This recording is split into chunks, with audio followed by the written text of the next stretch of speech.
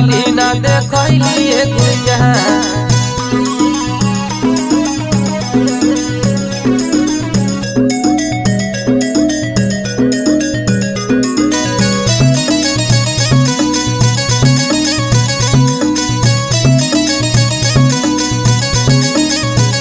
तोहर जीवर ही ऐसन गोर